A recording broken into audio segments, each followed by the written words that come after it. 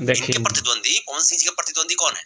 चाहे वो मनोज तिवारी जी को या दिनेश लाल यादव जी को अनफॉलो किए, बस यही कारण है और कोई बात।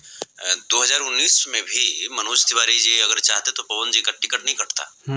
टिकट नहीं कटता। जो व्यक्ति किसी पार्टी के लिए 82 रैली करे, 20 प्लस रोड शो करे और वो व्यक्ति जो भोजपुरी का एक सुपरस्टार हो किसी इंडस्ट्री का और उसका टिकट कट गया, तो आप इसके लिए जाहिर सी बात है कि उस इंडस्ट्री का जो व्यक्ति है जो उसको लीड करता है भोजपुरी इंडस्ट्री को, कहीं ना कहीं पॉलिटिकल लेवल पे भाजपा में मनोज तिवारी जी लीड करते हैं, तो जाहिर सी बात है कि मनोज तिवारी का ही तो हाथ है।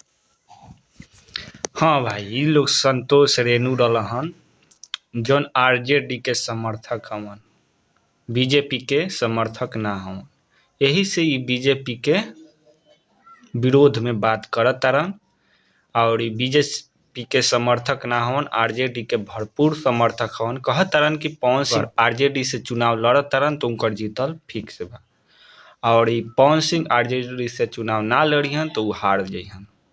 बीजेपी के बहुत विरोध करेलन, आरजेडी के बहुत सपोर्ट करेलन।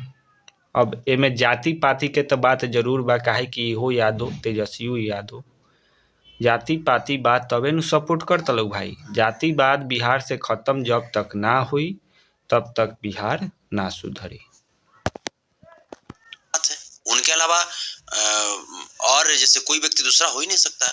सबसे बड़े जो कोई दोषी हैं वो है मनोज तिवारी जी और नरेंद्र मोदी जी, जो कि ये दोनों व्यक्ति मिलकर के भोजपुरी के कलाकारों का शोषण। देखी कहता सबसे दोषी के बाद तब मनोज तिवारी और नरेंद्र मोदी ई बड़का बढ़िया बारन, इनकरा खानी तो कोई हईले नहीं खे, मुँह बा कुछ बोल देवे के बा, सोचे समझे के चाहिए न। दोषी बारन तो कैसे दोषी बारन, दोषी बताओ भाई कि कैसे दोषी बारन।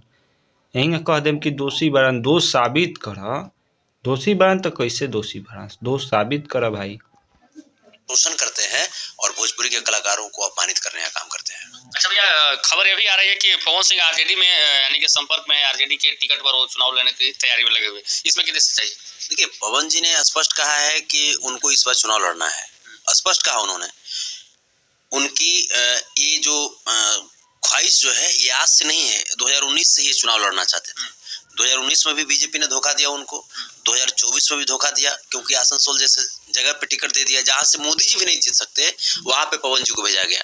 तो जबकि पवन जी पहले देखिए, पवन सिंह को सबसे पहले आसनसोल से बीजेपी ने टिकट दिया था, वहां से पवन सिंह ने चुनाव लड़ने से इनकार कर दिया। यही बात कह रहे हैं कि आसनसोल से मोदी जी भी नहीं जीत सकते जहां से पवन सिंह को टिकट दिया गया था, लेकिन पवन सिंह टिकट लौटा दिए और आसनसोल से लड़ने से मना कर दिए कि मैं आसनसोल से नहीं लड़ सकता।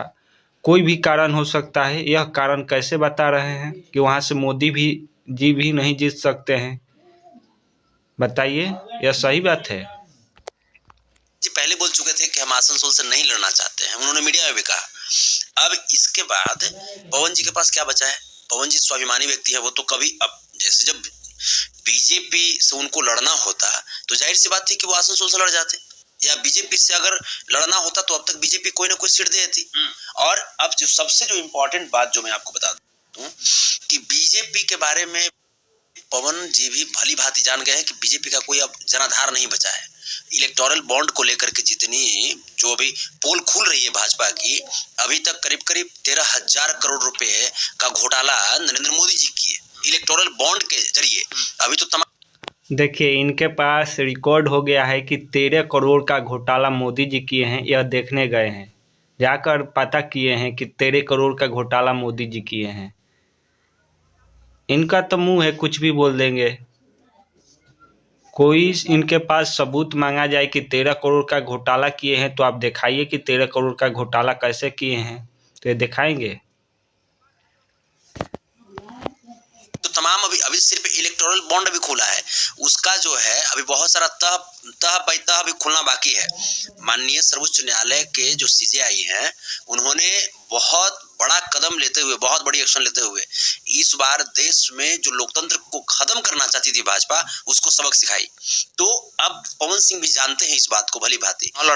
देखिए, यह कह रहे हैं पवन सिंह भाजपा अगर टिकट देगा तो चुनाव नहीं लड़े, क्योंकि वो स्वाभिमानी व्यक्ति हैं। ठीक है, स्वाभिमानी व्यक्ति हैं, चाहे कुछ भी व्यक्ति हैं, लेकिन अगर पवन सिंह को बीजेपी सीट देता है, टिकट देता है, तो चुनाव लड़ेंगे। अगर आरा से दे देगा तो अच्छा रहेगा, नहीं देगा तो कोई बात ही नहीं है, निर्दलीय लड़ेंगे।